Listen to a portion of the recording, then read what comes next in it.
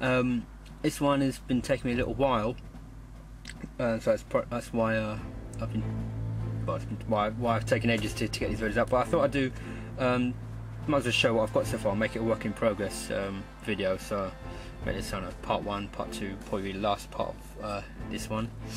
Probably what you might notice straight off is this head. This is from the 40k basing kit, the resin bases there, and I just clipped it out. Wasn't quite perfect. I think maybe I didn't leave enough resin on the bottom of it, so I've had to pin it on there.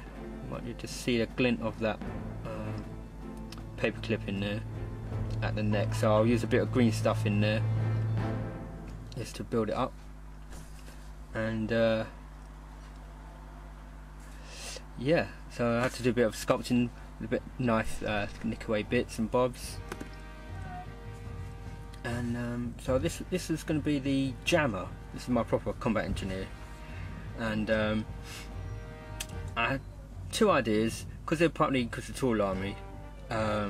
It could be that it also jams psychics, enemy psychers, their power. So you come up with some rules perhaps where they have to try and roll a dice and break the spell, or if they fail they end up killing themselves. So this actually I'll tell you about this on the set. Okay, back again. Right, yeah. Okay, so this arm was from the command sprue. It's with an odd arm. I'm not sure what it was really for, and it's not even a picture in the, the instructions telling you what it's for. So okay, it's just a extra arm for converting. So I got a bit of inspiration from the Cities of Death book, and had this guy with a scanner using the arm from a sentinel, but I didn't want the arm from the sentinel because it brings the arm in too close to the chest, and I wanted it a bit different. So I just cut the hand off, and I filed in a bit more with the knuckles on. I might actually just paint it as a glove. And I've got a little bit of two bits of plastic card rod and some thin wire, which I've used, which actually came from this, which is guitar wire, which a lot of sculptors use to create those ribbed tubes on things that they sculpted by hand. Obviously it's quite hard to sculpt by hand. So some more plastic card tubing, and little bits, you might just see that on there, of Yoo-hoo glue, or Woohoo if you want to say it, just blobbed on the end. No, actually it's just super glue, actually, tell a lie. So I've got that going on into this pack I've made. I was going to have two lots of wire, but it didn't quite work out like that. It's the first time using it, you have to bend it quite a bit, and very carefully so you don't end up bruising it and crushing it. It is tough wire though. And got here's the other half of this Voxcaster pack, and you might just see there, what is it? There it is.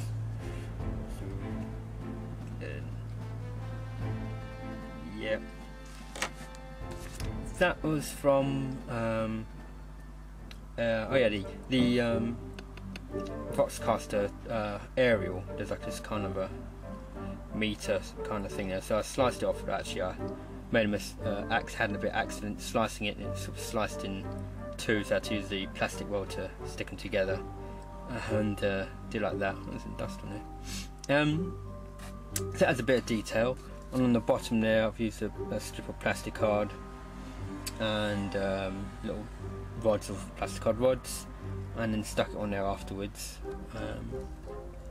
I'm gonna, I think, to make it look like it is on its back a bit more, oops, sorry, might have that little gap there between this white bit and the chest, have a bit of either green stuff or plastic card, just make it look like a bit of a strap attached to its back, and that'll make it a little bit better than that. I'm still going to have a bit of detail on the side here, maybe some hooks for the Jammiah to go on, and some other little bits of detail. What else have I done? Oh yes, you see here the I'll move that back a bit.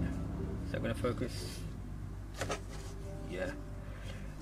Now, when I did the arm, I had just an ordinary las gun, which I took off the sprue, the spare one, and I had to cut the stock off, and I thought I'd put it on upside down.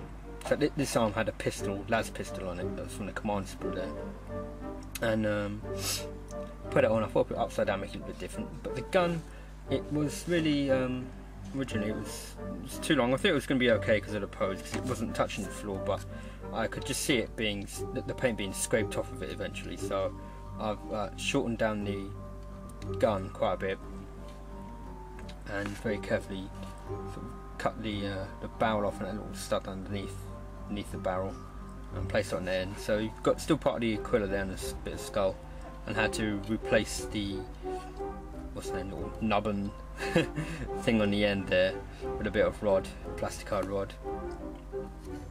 And to keep the sort of theme with the Inquisitorial army that this is from, I thought I'd give it on the back this, perhaps it's like a kind of a ward, perhaps, I don't know, maybe the eye, because it's got an what's the name, the eye for the Inquisition on there. It's from the Grey Knight set. Let's see there, yeah. Perhaps I might paint it as if it was glowing with a bit of power. Oh, there's a bloody mould line on there. Shit, I thought I got rid of that. Or was it a highlight? I don't know. No. It's just highlight. And yeah, so I thought I'd fit in with the whole thing, because it's the only really place we can get plastic Inquisitorial looking symbols is from that Grey Knight set. So lots of bits and bobs there. So I thought I might have a looking down at it. Perhaps when I paint it there'll be a little bit of glow on the helmet.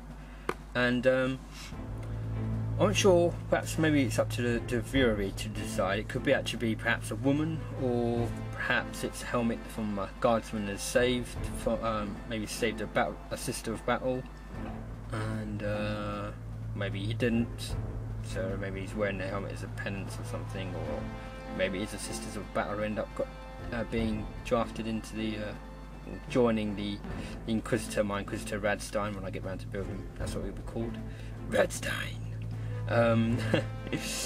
So yeah, I thought it'd make a bit of a difference. I like having these different heads on there, and something that stands out as quite a different looking model. And so yes, so far so I've just got to figure out what I'm going to do with this. Two little hooks or something on here to make it look like this scanner can hook onto it when it's not in use. I want, well, the other day I weren't sure if I was going to keep this on here. Perhaps I'll change it, maybe I'll blur it down. But I wanted it at the side, not directly behind the head, because it would obscure it, and it will end up making it look like this is the book hovering above her head, her head, don't know. Yeah, so that's what I got so far. You have to be careful when you drill through this, because I used some very fine drill bits, and I didn't think it was going to go through quite as quickly as it did, and end up going back out the end, so I had to use some plastic weld glue to soften it and glue the holes back up. But I like it. It makes you think of Ghostbusters, that PKE meter they had.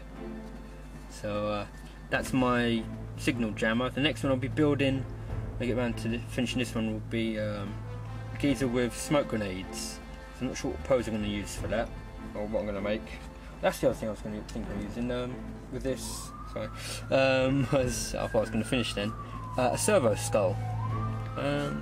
Here, there, I'm not sure. Originally it was going to be not this book, but it's going to be that somewhere.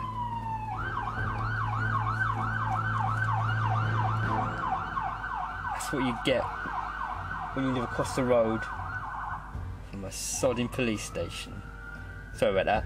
Okay, that's the end of this bit, whatever it is. Part 1 of work in progress on the jammer. We're jamming. We're jamming. Okay, thanks very much. Thanks for watching. Please like and subscribe. Say goodbye to Jammer. Say goodbye. Jamming. Okay, bye bye.